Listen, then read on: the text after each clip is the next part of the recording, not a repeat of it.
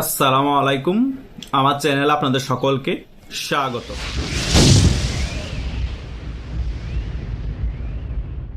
আজকে খুবই গুরুত্বপূর্ণ একটি বিষয় নিয়ে আলোচনা করব। আশা করছি আপনাদের মনে যত প্রশ্ন আছে সকল বিষয় এই আলোচনায় ক্লিয়ার হয়ে যাবে, কারণ আপনারা আমাকে অনেকদিন ধরেই বারবার জিজ্ঞেস করছেন, ভাইয়া সজীব ওয়াজেদ জয় কিছুদিন আগে আল জাজিরাতে সাক্ষাৎকার দিয়েছে এবং সজীব ওয়াজেদ জয় আল জাজিরাতে সাক্ষাৎকার দেওয়ার পরে অনেক কিছুই খোলাসা করেছে। আগামীতে কি সজীব ওয়াজেদ জয় আওয়ামী লীগের নেতৃত্বে আসবে, সেই বিষয় নিয়ে আপনি একটি আলোচনা করুন। এবং বাংলাদেশ আওয়ামী লীগ কি এভাবেই সেকেলে এভাবেই পরিচালনা হতে থাকবে, নাকি আওয়ামী লীগের মধ্যে কিছু নতুনত্ব আসবে? আজকে আপনাদেরকে সেই সকল বিষয় ক্লিয়ার করার জন্যই আমি আলোচনা করতে এসেছি।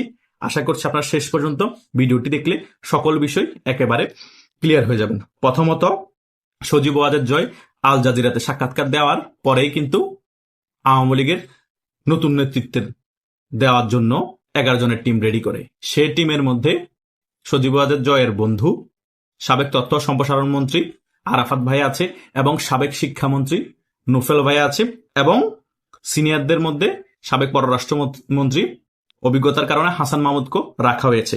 সেখানে গাজীপুরের সাবেক মেয়র জাহাঙ্গীর ভাইও আছে, এবং ঢাকা দক্ষিণের যুবলীগের সভাপতি সম্রাট ভাইও আছে।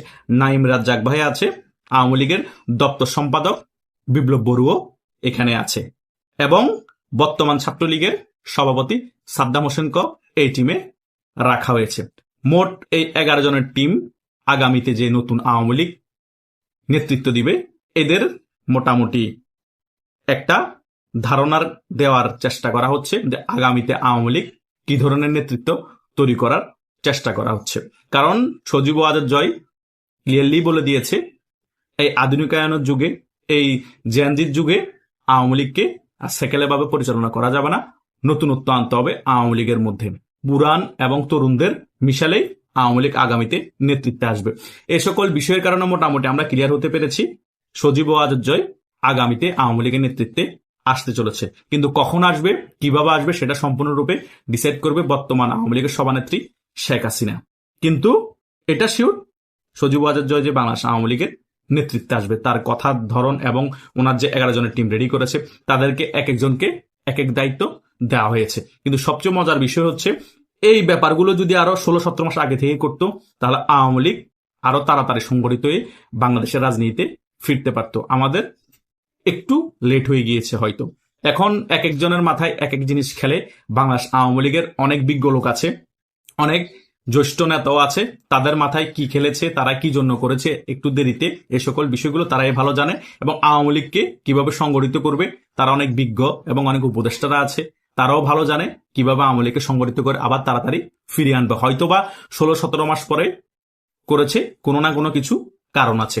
এবং সজীব ওয়াজেদ জয়ও হঠাৎ করে লাইমলাইটে এসেছে, তারও কোনো কারণ আছে। এবং তিনি কেন 11 জনের টিম রেডি করেছেন, তরুণ, মাঝারি এবং অভিজ্ঞতার মিশালে, সেটারও কোনো কারণ আছে। যেটাই হোক, বাংলাদেশ আওয়ামী লীগের জন্য ভালো হোক, সেটাই আমরা চাইবো।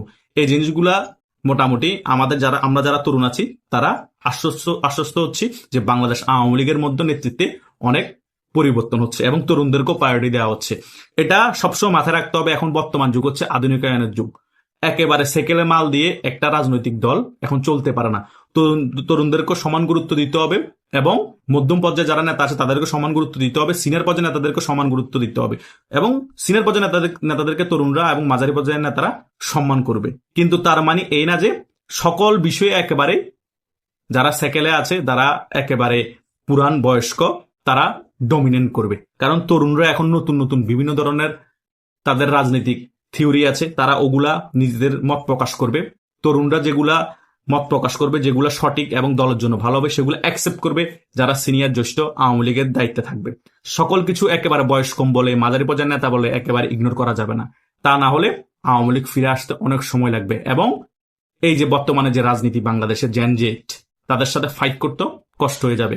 কারণ জেনজেট, তাদের রাজনীতি জেনজি, তারা একটু অন্যরকম ভাবে চিন্তা করে। আমাদেরকেও ওই রকম ভাবে চিন্তা করে বাংলাদেশ আওয়ামী লীগকে সংগঠিত করতে হবে এবং বাংলাদেশ আওয়ামী লীগের আগামী যে নেতৃত্ব, সেটাকে এগিয়ে নিয়ে যেতে হবে। সে জিনিসটা কিন্তু সজীব ওয়াজেদ স্যার করার চেষ্টা করতেছে। এই জিনিসটা আমার পছন্দ হয়েছে। অনেকেই বলেন সজীব ওয়াজেদ জয়ের কথা ঠিক নেই, সজীব ওয়াজেদ জয় নেতৃত্ব দিতে পারবে না।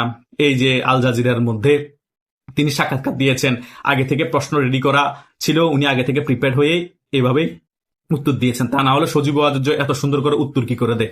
মানে সে যখন স্মার্টলি কোনো কথা বলো, ভালোভাবে আনসার দিচ্ছে এই সকল বিষয়, এগুলো তাদের জ্বালা পোড়া। এগুলো বলতেছে আগে থেকে প্রিপেয়ার্ড হয়ে আছে, আগে থেকে প্রশ্ন কি করা হবে জানিয়ে দেওয়া হয়েছে। আরে ভাই, সজীব ওয়াজেদ জয় বিশ্বের নাম্বার 1 ইউনিভার্সিটিতে পড়ালেখা করেছে, হাওয়ার্ড ইউনিভার্সিটিতে। সজীব ওয়াজেদ জয়ের বাবা ছিল একজন পরমাণু বিজ্ঞানী, তার বাবার আইকিউ লেভেলও 9+ ছিল, এবং সজীব ওয়াজেদ জয়েরও আইকিউ লেভেল 9+। উনি নর্মাল কোনো ব্যক্তি না, সাধারণ মানুষ থেকে উনি একটু আলাদা। আইকিউ লেভেল 9+ খুব কম মানুষের মধ্যে থাকে, তাদের কথাবার্তা একটু উদ্ভট মনে হয়, কিন্তু তাদের চিন্তাধারা আমাদের সাধারণ মানুষ থেকেও 2 ধাপ আগানো। তারা যেটা করবে সেটা আপনি করতে পারবেন না। সজীব ওয়াজেদ জয় যদি বাংলাদেশের রাজনীতিতে আসে, আওয়ামী লীগকে নেতৃত্ব দেয়, বাংলাদেশ আওয়ামী লীগের চেহারায় চেঞ্জ করে দিবে, বাংলাদেশের চেহারায় চেঞ্জ করে দিবে। শেখ হাসিনা 16 বছরে যে পরিমাণ উন্নয়ন করেছে, বাংলাদেশ আওয়ামী লীগ যদি আবার ক্ষমতায় আসে এবং সজীব ওয়াজেদ জয় যদি প্রধানমন্ত্রী হয়, বাংলাদেশ আরো 10 গুণ উন্নয়ন হবে। কারণ উনি বুঝে, উনি বিদেশে পড়ালেখা করেছেন এবং ওনার ট্যালেন্ট আছে, ওনার বাবা একজন বিজ্ঞানী ছিলেন। একটা দেশকে কিভাবে উন্নয়নের শিখরে নিয়ে যেতে হয়, একটা রাজনৈতিক দলকে আধুনিকায়নের মিশালে কিভাবে নেতৃত্ব দিতে হয়, সকল কিছু উনি বুঝে, এবং ওনার মধ্যে সেই জ্ঞান আছে, সেই দক্ষতা আছে। কথা বুঝতে পারেন নাই? আপনারা বুঝবেন না, আপনারা হুজুগে বাঙালি শুধু সমালোচনা করতে পারবেন। ওনার মতো একজন লোক বাংলাদেশের প্রধানমন্ত্রী হওয়া মানে বাংলাদেশের জন্য গৌরবের। কথা বুঝতে পেরেছেন? এরকম সুদি ইউনুসের মতো উপদেষ্টা হয়ে কোনো লাভ নাই, টাকা দিয়ে কিনে নোবেল। উনি অর্থনীতিতে নোবেল পাওয়ার কথা, ওনার নোবেল দিয়েছে শান্তিতে। উনি কোথায় শান্তি প্রতিষ্ঠা করেছেন? বরং শান্তিতে নোবেল পেয়ে বাংলাদেশের উপদেষ্টা মন্ডলীতে প্রধান উপদেষ্টা হয়ে তিনি বাংলাদেশে অশান্তি সৃষ্টি করেছেন। কথা বুঝেন নাই? বাংলাদেশে যদি এখন যদি প্রধানমন্ত্রী হওয়ার জন্য সবচেয়ে কোনো যোগ্য লোক থাকে কোনো রাজনৈতিক দলের, এখন আছে বর্তমানে সজীব ওয়াজেদ জয়। কারণ শেখ হাসিনার বয়স হয়েছে, উনি হয়তো যতদিন বেঁচে আছেন আওয়ামী লীগের নেতৃত্ব দিবেন। খুব তাড়াতাড়ি আওয়ামী লীগ ক্ষমতায় আসতে পারলে হয়তোবা তিনি প্রধানমন্ত্রী হবেন, কিন্তু একটু দেরিতে আসলে আওয়ামী লীগ, তখন কিন্তু সজীব ওয়াজেদ জয়ের মতো পারফেক্ট লোক আর বাংলাদেশে একজনও নেই যে প্রধানমন্ত্রী হওয়ার মতো যোগ্যতা রাখেন। অন্তত সকল রাজনৈতিক দলের হিসাব যদি আপনি করেন, বুঝতে পেরেছেন? সজীব ওয়াজেদ জয়কে নিয়ে আপনার সমালোচনা করতেই পারে, কিন্তু ওনার জায়গায় আসতে গেলে আপনাকে 2 বার জন্মগ্রহণ করতে হবে। উনি কোন জায়গায় আছে এবং কোথায় পড়ালেখা করেছে, ওনার জ্ঞান এবং মেধা কি, এটাই হচ্ছে বাস্তবতা। কিন্তু 17 মাস পরে হলো সজীব ওয়াজেদ জয় 11 জনের যে টিম রেডি করেছে, আমার পছন্দ হয়েছে। একেবারে যে সম্পূর্ণরূপে পছন্দ হবে তা না, কিন্তু বর্তমানে অবস্থা চিন্তা করে যে টিম রেডি হয়েছে মোটামুটি পারফেক্ট। দেখা যাক তারা কি ধরনের কাজ করে, যাকে যে দায়িত্ব দিয়েছে তারা কি সে দায়িত্ব সম্পূর্ণরূপে পালন করতে পারে কিনা, এটাই হচ্ছে দেখার বিষয়। যদি সম্পূর্ণরূপে তাদের দায়িত্ব পালন করতে পারে তাহলে খুব ভালো একটা রেজাল্ট আসবে বাংলাদেশ আওয়ামী লীগের জন্য, এবং বাংলাদেশ আওয়ামী লীগ খুব তাড়াতাড়ি ঘুরে দাঁড়াবে না শুধু, এবং বাংলাদেশ আওয়ামী লীগ আন্দোলন সংগ্রাম করে তাদের দাবি আদায় করে বাংলাদেশ আওয়ামী লীগ আবার ক্ষমতায় আসবে। এবং যদি আবার ক্ষমতায় আসে দেখতে পাবেন সজীব ওয়াজেদ জয়কে বাংলাদেশ আওয়ামী লীগের নেতৃত্বে, হয়তোবা সভাপতি না হলেও খুব গুরুত্বপূর্ণ দায়িত্বে তিনি আসতে চলেছেন। এটা মোটামুটি বোঝাই যাচ্ছে এই রিসেন্টলি সকল কর্মকাণ্ড দেখে। আশা করছি সকল বিষয় বুঝতে পেরেছেন। আপনাদেরও যদি কোনো মতামত থাকে সেই বিষয়গুলো কমেন্টে জানাতে পারেন। ধন্যবাদ সকল।